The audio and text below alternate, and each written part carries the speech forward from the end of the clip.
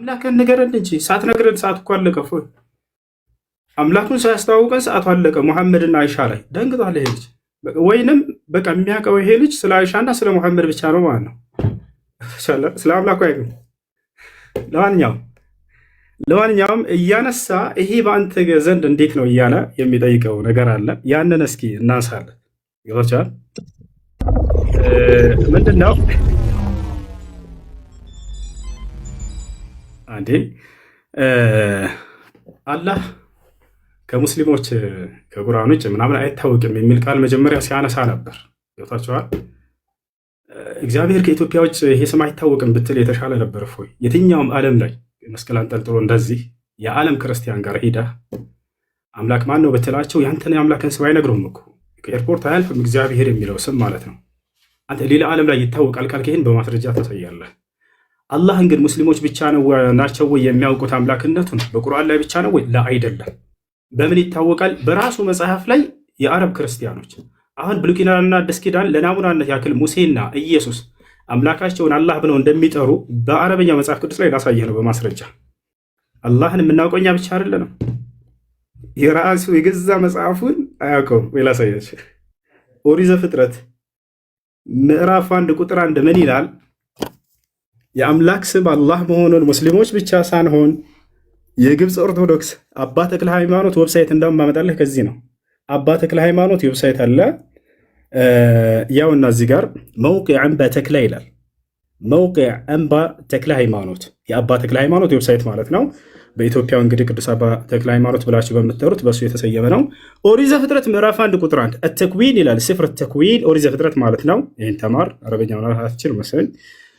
ምዕራፍ 1 ቁጥር 1 ላይ ምን ይላል? ፊል በድኢ ኸለቀ አላሁ ሰማዋት ወልአርድ። አላሁ አክበር። ምን ይላል በአረበኛው? አላህ በመጀመሪያ ሰማይና ምድርን ፈጠረ ይላል። የጀማ ይሄ ያሳያችሁ ያለሁት ቁርአን እንዳይመስላችሁ የራሱ የገዛ መጽሐፉ ነው። በገዛ መጽሐፉ ላይ አምላክን አላህ ብለው ይጠራሉ የአረብ ክርስቲያኖች። ይሄ ከብሉይ ኪዳን ነው። እስኪ ከአዲስ ኪዳን ደግሞ ለናሙናነት ያክል ላሳያችሁ። የት እንገባለን? ያው እና እዚህ ጋር አልኪታቡል ሙቀደስ መጽሐፍ ቅዱስ። እሺ እዚህ ጋር ሁለቱ መጽሐፍቶች አሉ። አልአህድ አልጀዲድ አዲስ ኪዳን ላይ ልገባ ነው። አዲስ ኪዳን ላይ ልገባ ነው። አዲስ ኪዳን የሐዋርያት ሥራን እስኪ እንመልከት። ስፍር አዕማል ረሱል የሐዋርያት ሥራ ምዕራፍ 2 ቁጥር 22 ምን ይላል? ተመልከቱ።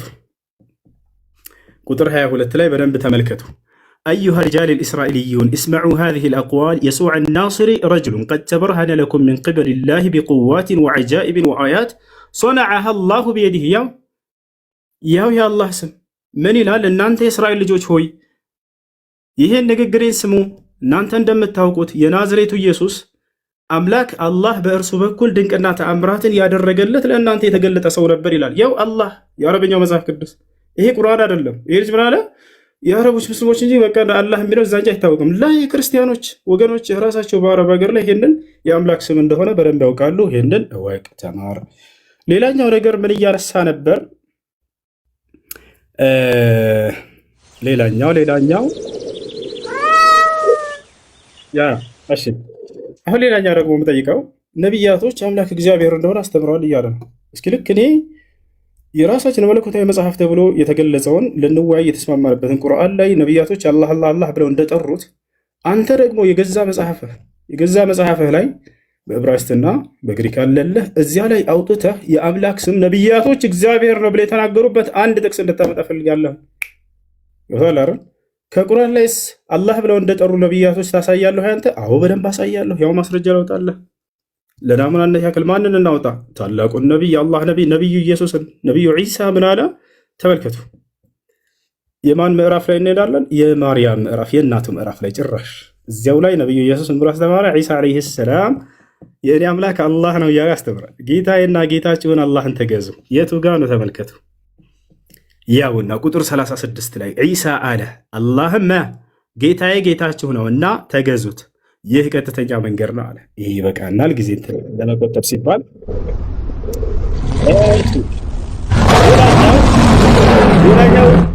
ሌላኛው ምን ብሎ ነበር? አላህ ከአርሽ በላይ ነው። አላህ ከአርሽ በላይ ነው ትላላችሁ።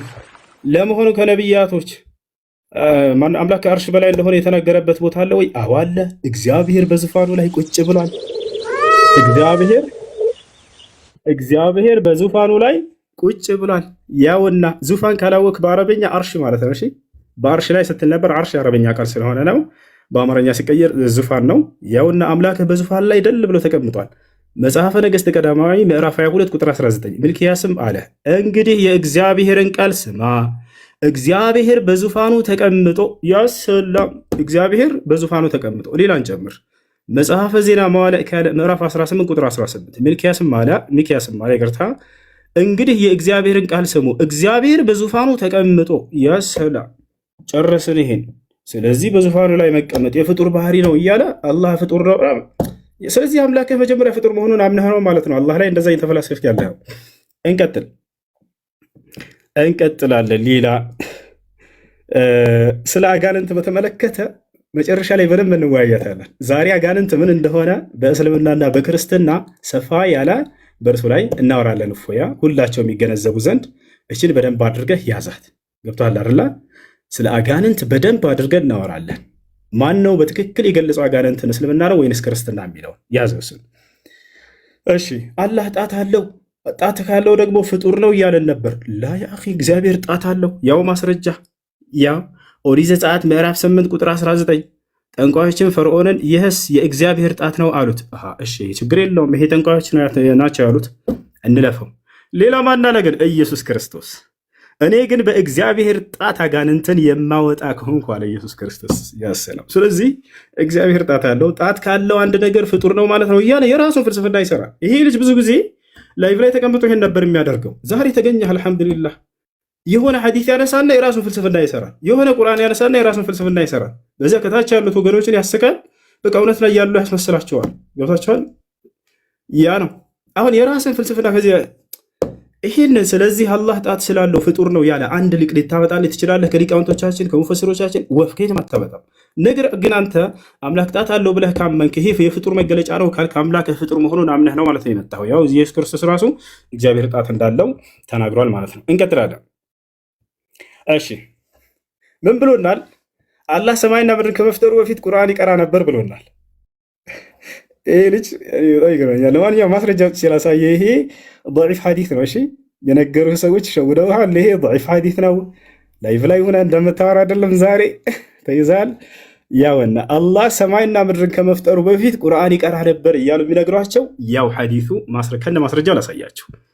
إن الله عز وجل قرأ طه وياسين قبل أن يخلق السماوات وقبل أن يخلق الخلق ب1000 عام فلما سمعت الملائكة القرآن قالت طوبى لأمة ينزل عليهم هذا وطوبى لأجواف تحمل هذا وطوبى لألسنة تنطق بهذا. حديث من دنو ضعيف يا إسناده ضعيف الناوشت يهونا حديثنا ولا يفلا يكفتو سيارة ميولا ታዲያ እንደዛ መስሎ ዛሬ መጣ ከሙስሊሞች ፊት ያው ውሸት መሆኑ ተጋለጠ። ምን ሁልጊዜ ባገኘሁና እንደዚህ ሁሌ በገለጥኩልህ ከዚህ በኋላ የምትገባ አይመስለኝም እንዲህ አይነት ውሸት እያሸከ ፊታቸው። ለማንኛውም እስኪ ወደ አማርኛ እንቀይርላቸው። አረበኛ ነው ብሎ በአረበኛ ተደብቃቸው እንዳይል ያው እና እዚህ ጋር የሐዲሱ ሰንሰለት ደካማ ነው፣ የትረካ ሰንሰለቱ ደካማ ነው። ضعيف ሐዲስ ነው ይዘህ የምትመጣው። ከዚህ በኋላ ضعيف ሐዲስ ይዘህ እንዳትመጣ አጣራ። መጀመሪያ ጠይቅ እሺ ሙስሊሞችን ይሄ ነገር እንዴት ነው ضعيف ነው ሐዲስ ነው እኔ እንዳው ሰው የሆነ መስሎኝ ነው ምናምን እያልክ ያንን እንድትል ጥሩ ነው። ፊቱን ለምን እንደደበቀ አላውቅም። ወላሂ ላዚም እኔ ፊት ለፊት እየተወያየሁት ፎያ በቀጣይ እንድትወጣ እሺ፣ የፊትህን ገጽታ ማየት ፈልጋለሁ። እሺ ችግር የለውም በጣም